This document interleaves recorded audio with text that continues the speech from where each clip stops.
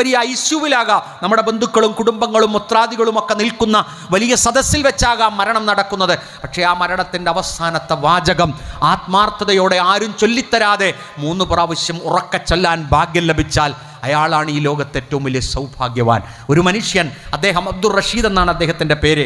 നമ്മുടെ സമ്മേളനം പിലാത്തറ നടക്കുന്ന സമയത്ത് ആ സമ്മേളനത്തിൻ്റെ നഗരി നമുക്ക് വേണ്ടി സൗകര്യപ്പെടുത്തുന്ന പ്രാദേശികമായ ഒരു ഇസ്ലാഹി നേതാവും കൂടിയായിരുന്നു അദ്ദേഹം എല്ലാ ഒരുക്കങ്ങളും നടത്തിയതിന് ശേഷം ലോകത്തോട് വിട പറയുമ്പോൾ തഹജ്ജുദിന് എഴുന്നേറ്റുകൊണ്ട് അദ്ദേഹത്തിൻ്റെ കട്ടിലിൽ തന്നെ ഇരിക്കുകയാണ്. ഉറക്കെ ലാ ഇലാഹ ഇല്ലല്ലാഹ് ലാ ഇലാഹ ഇല്ലല്ലാഹ് ലാ ഇലാഹ ഇല്ലല്ലാഹ് എന്ന് ഉറക്കെ ചൊല്ലിക്കൊണ്ടാണ് അദ്ദേഹം ലോകത്തോട് വിട പറഞ്ഞത്. അത് കേട്ടപ്പോൾ കുറേ ആളുകൾ നിസ്കരിക്കാൻ വീണ്ടും പോയി.